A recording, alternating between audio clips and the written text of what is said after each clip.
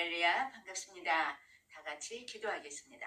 고마우신 주님 감사합니다. 이 아침에도 주님을 경배하는 주의 백성들 위해 주님의 지혜와 성령의 충만함을 부으셔서 주의 말씀을 깨닫게 하시며 오늘 우리에게 주시는 말씀으로 들을 수 있도록 주의 성령께서 함께하여 주시옵소서. 예수님의 이름으로 감사하며 기도하옵나이다. 아멘. 네, 오늘 사도행전 27장 두 번째 시간입니다. 네, 뒷부분부터 제가 21절부터 봉독합니다. 여러 사람이 오래 먹지 못하였음에 바울이 가운데 서서 말하되 여러분이요 내 말을 듣고 글에 대해서 떠나지 아니하여 이 타격과 손상을 면하였더라면 좋을 뻔하였느니라. 내가 너희를 권하노니 이제는 안심하라. 너희 중 아무도 생명에는 아무런 손상이 없겠고 오직 배뿐이리라. 아멘. 네, 또 이제 사도행전 노래 우리 한번 해봅시다. 외워보십시다. 예수님 승천해 성령님 오셨네 안진뱅이 찬미에 베드로 설교 아나니아와 삽비라 일곱 집사 세우고 스데반 설교해 빌립과 넷이 사울이 회개해 베드로와 고넬료 바나바를 안디옥에 야고보 베드로 바울과 바나바 이고니온 루스드라 예루살렘 총회요 바울과 실라 데살로니가 덴네우 상촌 전도회 고린도 에베소 안디옥에 에베소에 두란노 마게도냐 아가야 예루살렘 올라가 회심간증 바울이 위기를 모면하고 벨릭스 총독 앞에 전도하고 베스도 앞에 서서 아그리빠 앞에 서서 로마로 압송돼 멜리데서. 네, 여기 오늘 이제 27장 지금 로마로 압송되는 이러한 이제 장면이 여기 지금 27장에 나오는데요. 오늘은 여기 이제 21절부터인데 바로 그 앞에 18절부터 보면은 우리가 풍랑으로 심히 애쓰다가 이튿날 사공들이 짐을 바다에 풀어버리고 사흘째 되는 날에 배의 기구를 그들의 손으로 내버리니라 그래서 그들이 잘못 판단했기 때문에 사도 바울의 말보다 이 선장과 선주의 말을 더 믿더라 그랬거든요. 그 결과 이러한 모든 것이 다 깨어지고 다 버릴 수밖에 없는 이런 결과를 가져온 거죠. 그래서 20절 보니까 여러 날 동안 해도 별도 보이지 아니하고 여러 날 동안 이 많은 이제 풍랑 속에서 고통을 당한 거예요. 큰 풍랑이 그대로 있음에 구원의 여망마저 없어졌더라. 결국 다 죽을 수밖에 없는 이러한 구원의 여망도 다 없어진 이러한 이제 풍랑을 만났던 거죠. 21절에 보니까 여러 사람이 오래 먹지 못하였음에 바울이 가운데 서서 말하되 드디어 이제 사도 바울이 일어났어요. 여러분이요 내 말을 듣고 글에 대해서 떠나지 아니하여 이 타격과 손상을 면하였더라면 좋을 뻔하였느니라. 이 사도 바울이 우리가 그 섬에서 겨울을 나자고 이처럼 제안을 했는데 이 사도 바울의 말을 무시했단 말이죠. 그리고 이제 항해한 결과 이처럼 다 내버릴 수밖에 없는 이러한 이제 큰 손해를 가져왔던 거죠. 22절 내가 너희를 권하노니 이제는 안심하라. 너희 중 아무도 생명에는 아무런 손상이 없겠고 오직 배뿐이리라네. 이제는 안심하라 그래서요. 지금부터는 안심해도 된다고 생명에는 아무런 손상이 없으리라. 이게 이제 영적인 이 하나님의 지시를 받은 거죠. 사도 바울은. 그래서 23절에 보니까 내가 속한 바 곧 내가 섬기는 하나님의 사자가 천사가 자기에게 말씀을 해주셨다는 거예요. 어젯밤에 내 곁에 서서 말하되 바울아 두려워하지 말라. 네가 가이사 앞에 서야 하겠고 또 하나님께서 너와 함께 항해하는 자를 다 네게 주셨다 하였으니 그러므로 여러분이요 안심하라. 나는 내게 말씀하신 그대로 되리라고 하나님을 믿노라. 지금 사도 바울이 담대하게 이들에게 나아가서 이제는 두려워하지 말라고, 네가 가이사 황제 앞에 서서 복음을 증거해야만이 이 일이 끝난다는 거예요. 너와 함께 항해하는 자의 생명을 다 네 손에 붙여 주셨노라고 천사가 이처럼 가르쳐 주셨어요. 지금 275명의 이 생명을 사도 바울에게 딱 붙여 주셨다는 거예요. 그러니까 절망 가운데 있는 자들에게 이 사도 바울의 말씀은 확실한 소망으로 다가온 거죠. 그래서 죽을 고비를 넘기고 나서야 사도 바울의 소리가 들렸던 거예요. 그래서 하나님의 방법은 이렇게 한 영혼 한 영혼을 구원해 나가시는 것을 우리가 볼 수 있는 거죠. 그러니까 세상 사람들이 되게 그러잖아요. 환난을 겪어보지 않고서는 자기 마음대로 막 나갈 때가 많잖아요. 꼭 두들겨 맞고서야 하나님 앞에 나오는 사람들이 얼마나 많아요. 네, 저희 가정도 그랬거든요. 제가 중학교 때 저희 집이 하나를 살고 있는 집이 있는데 또 하나를 사가지고 옆집을 사가지고 그걸 이제 잠실로 만들려고 이제 다 벽들을 허물다가 그만 기와장이 무거워가지고 폭삭 주저앉아 버렸어요. 그래가지고 이제 그 일로 말미암아 이제 이 우리 일꾼들은 다치지 않았지만 거기 이제 고모부가 이제 다쳐가지고 병원으로 그냥 막 이리 뛰고 저리 뛰고 했는데 결국 그 일로 말미암아 이제 그 강팍했던 아버지가 이제 예수를 믿게 되시고 완전히 낙심 가운데서 살 소망이 끊어지니까 그제야 이제 하나님 앞에 나오는 이러한 일을 겪었는데요. 정말 여기서도 이 말씀과 마찬가지예요.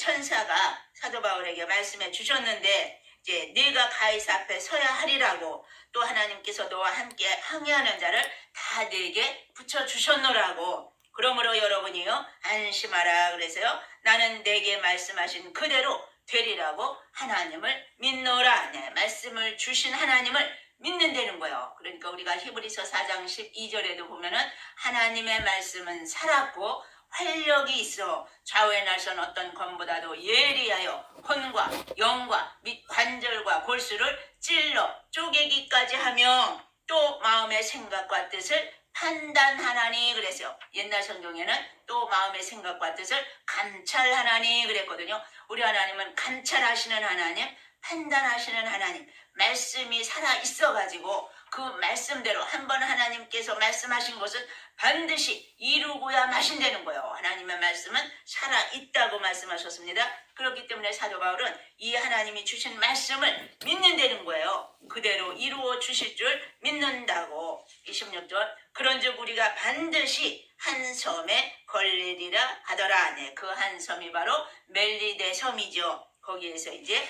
구원의 역사가 일어나는 것을 볼 수 있어요. 27절입니다. 14흘째 되는 날 밤에 우리가 아드리아 바다에서 이리저리 쫓겨가다가 자정쯤 되어 사공들이 어느 육지에 가까워지는 줄을 짐작하고 물을 재어보니 20길이 되고 조금 가다가 다시 재니 15길이라. 이제 감이 있잖아요. 이 사공들이 배를 막 운행하며 가다 보니까 이제 감이 잡힌 거예요. 아, 이게 점점 이제 육지가 가까워 오는구나. 이제 그걸 깨달은 거죠. 그래서 자정쯤 되어 그래서요 한밤중에 이제 사공들이 이 파도 소리도 듣고 또 이 배 밑에 부딪히는 이러한 소리를 들으면서 아 가까이 오는구나, 이 육지가 가까웠구나 이걸 알았다는 거예요. 그래서 물을 재어보니까 첫 번째는 20길이 되었는데 조금 더 갔더니 15길이 되었다. 그러니까 물 이 수심이 이처럼 점점 낮아지고 있었다는 거예요. 그러니까 29절 암초에 걸릴까 하여 고물로 닷넷을 내리고 날이 새기를 고대하니라. 이처럼 이제 준비를 하는 거죠. 암초에 걸릴까 조심조심 고물로 닷네개를 내렸다 그랬어요. 그러니까 닷은 쇠줄에 매어가지고 배를 고정시키려고 이 닷을 4군데를 이처럼 내렸다는 거예요. 그리고 아침이 되기를 기다렸다 그랬어요. 30절 사공들이 도망하고자 하여 이물에서 닻을 내리는 채 하고 거룻배를 바다에 내려놓고는 바울이 백부장과 군인들에게 이르되 이 사람들이 배에 있지 아니하면 너희가 구원을 얻지 못하리라 하니, 여기서 사공들이 이제 자기들만 살고자 도망가고자 했다는 거예요. 거룻배를 내려서 자기들만 이제 몇 명이서 타고, 그러니까 믿음이 없는 자들의 소행이 바로 이처럼 자기만 살고자 도망가고자 했다는 거죠. 그러니까 여기 바울이 백부장과 군인들에게 이른 거예요. 이 사람들이 배에 있지 않으면 너희가 구원을 얻지 못하리라. 왜요? 하나님께서 이 생명을 사도 바울에게 맡기셨다 그랬거든요. 그러니까 사도 바울이 탄 배 안에 함께 있지 않는 자는 죽는다는 거예요. 우리가 기생 라합을 이제 구원할 때도 보면은 그 정탐꾼들을 기생 라합이 살려줬잖아요. 그러니까 이제 약속을 했잖아요. 너희들이 이 땅을 쳐들어올 때에 이 집에 이제 붉은 줄을 매달으라 그랬기 때문에 이 붉은 줄이 매어져 있는 이 집은 이 집 안에 들어와 있어야만 살지 이 집 밖에 있는 자는 다 멸절시키리라 그랬잖아요. 그러니까 구원받은 자는 이처럼 자기와 함께하는 그 공간에 있어야지 살지 그 밖에 나가면은 죽는다는 거예요. 노아의 방주도 마찬가지예요. 노아의 배 안에 들어온 자들만 8, 10구만 살았지 그 외에는 다 멸절될 수밖에 없었잖아요. 그것처럼 여기도 사도 바울에게 하나님께서 이 영혼들을 맡기셨다고. 그래서 여기 배에 있지 않으면 너희가 구원을 얻지 못하리라. 네, 분명히 가르쳐 주었어요. 그러니까 32절 이에 군인들이 거룻줄을 끊어 떼어 버리니라. 네, 이제 더 이상 도망가지 못하도록 이제 거룻줄을 끊어 버렸다는 거예요.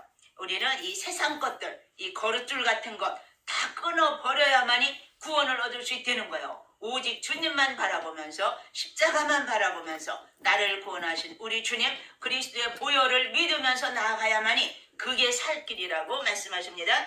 33절 날이 새어가매 바울이 여러 사람에게 음식 먹기를 권하여 이르되 너희가 기다리고 기다리며 먹지 못하고 줄인 지가 오늘까지 열나흘인즉 음식 먹기를 권하노니 이것이 너희 구원을 위하는 것이요 너희 중 머리카락 하나도 잃을 자가 없으리라 하고 여기서부터는 이제 사도 바울이 주도권을 잡은 거예요. 그리고는 이제 그들에게 권하는 거죠. 14일 동안이나 생사를 넘나들면서 먹을 생각도 못했던 거예요. 제대로 이제 차려놓고 먹지 못했던 거죠. 그러니까 절박한 시기를 보내고 이제야 제대로 마음 놓고 안심하며 식사를 할 수 있었다는 거죠. 그래서 우리가 히브리서 11장 7절에도 보면은 믿음으로 노아는 아직 보지 못하는 일에 경고하심을 받아 경외함으로 방주를 예비하여 그 집을 구원하였으니 이로 말미암아 세상을 정죄하고 믿음을 좇는 의의 후사가 되었느니라 그랬잖아요. 믿음으로 노아도 하나님을 경외함으로 방주를 준비했을 때에 그 온 가족을 구원할 수 있었던 거죠. 그래서 여기도 보니까 이제는 음식 먹기를 권하노니 이것이 너희의 구원을 위하는 것이라고 그러면서 너희 중 머리카락 하나도 잃을 자가 없으리라 이처럼 말씀하셨어요.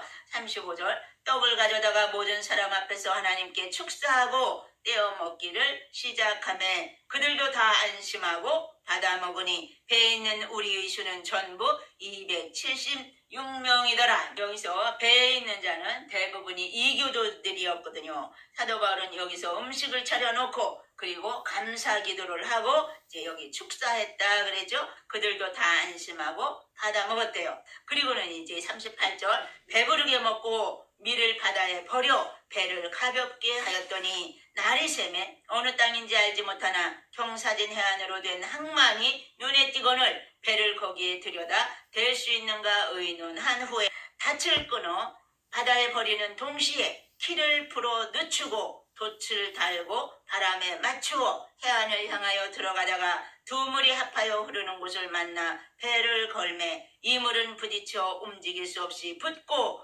고물은 큰 물결에 깨어져 가니 군인들은 죄수가 헤엄쳐서 도망할까요? 그들을 죽이는 것이 좋다 하였으나 백부장이 바울을 구원하려 하여 그들의 뜻을 막고 헤엄칠 줄 아는 사람들을 명하여 물에 뛰어내려 먼저 육지에 나가게 하고 그 남은 사람들은 널조각 혹은 배물건에 의지하여 나가게 하니 마침내 사람들이 다 상륙하여 구조되니라. 네, 기적이 일어났어요.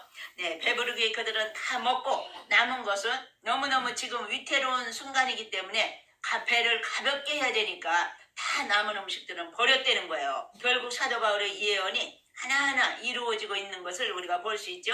그래서 39절에 보니까 날이 새매 그래서요. 어느 땅인지 알지 못했지만 항만이 눈에 들어왔다는 거예요. 그래서 닻을 끊어서 바다에 버리고 배를 고정시켰던 이제 그 닻은 끊어버렸다는 거예요. 여기서는 끊어버렸다는 것은 완전히 이제는 항해를 포기했다는 거예요. 더 이상 우리는 이제 배를 쓸 수 없게 되었기 때문에 길을 늦추고 돛을 달고 바람에 맞춰 해안으로 이제 조심조심 들어갔던 거죠. 그런데 두 물길이 합치는 곳이 있었던 거예요. 그러니까 거센 소용돌이로 두 물결이 막 합치니까 이물은 붙고 이물 앞부분을 말하고 있어요. 배의 앞부분은 그냥 처박혔다는 거예요. 그리고는 고물은 깨어져 갔다네. 뒷부분, 배의 뒷부분은 계속 이 파도가 치기 때문에 점점 뒷부분이 깨어져 갔다는 거예요. 배가 너무도 강한 이제 파도로. 그랬더니 군인들이 어떻게 했어요? 죄수를 도망치지 못하게 하기 위해서는 이 죄수들을 죽이자 이런 의논까지 나온 거예요. 그러나 백부장은 사도 바울을 살리기 위해서 죄수들을 죽이자면 그 죄수 안에는 사도 바울도 포함되거든요. 그러니까 사도 바울을 살리기 위해서 아니다, 죽이지 말자고 이 백부장이 이제 강요를 한 거죠. 그리고는 헤엄쳐 육지로 나아가게 했다. 그래서요, 죄수를 안전하게 이송할 책임이 이 백부장에게 있었거든요. 로마까지. 그렇기 때문에 이제 백부장이 그것을 만류한 거죠. 그리고 나머지는 어떻게 해서요? 널조각이나 배물건에 의지해서 나가게 했다. 그래서 마침내 276명의 사람들이 다 육지에 상륙해서 살아날 수가 있었다는 거죠. 그러니까 하나님께서는 천사를 통해서 사도 바울에게 말씀을 주신 대로 이 모든 것을 다 이루신 것을 우리가 볼 수 있죠. 말씀은 분명히 살아있다고 그래서요. 우리가 기도할 때도 하나님 때로는 말씀을 주세요. 그 말씀을 믿으면 믿음대로 된다고 주님은 역사하시죠. 하나님의 말씀은 살았고 운동력이 있는, 활력이 있는 이러한 말씀이라는 거예요. 죽은 말씀이 아니라는 거예요. 이 성경 말씀은. 그래서 우리가 때로는 말씀이 우리 마음속에 순간순간 생각이 날 때, 이 말씀이 주님이 주시는 말씀이구나. 그 말씀을 받으면 또 역사가 일어나는 거죠. 우리는 늘 말씀을 깨닫고 살아가시는 저와 여러분들 되시길 간절히 축원합니다. 기도하겠습니다. 할렐루야. 살아계신 주님 감사합니다. 우리에게 귀한 하나님의 말씀을 주심에 감사함을 드립니다. 이제 우리가 세상 심히도 어려운 가운데에 살아가고 있지만 그러나 주님께서 저들과 동행하시고 환난 가운데도 함께 하시는 우리 주님이심을 저들로 하여금 체험하며 살아가게 하시고 사도 바울에게 역사하신 하나님, 오늘날 주의 백성들에게도 역사해 주시어서 저들이 간구하며 주를 위해 살아가고자 다짐할 때에 주님 저들을 불쌍히 여기시고 저들의 간구를 들으시고 응답해 주시기를 간절히 원하옵고 살아계신 예수님의 이름으로 감사하며 기도하옵나이다. 아멘.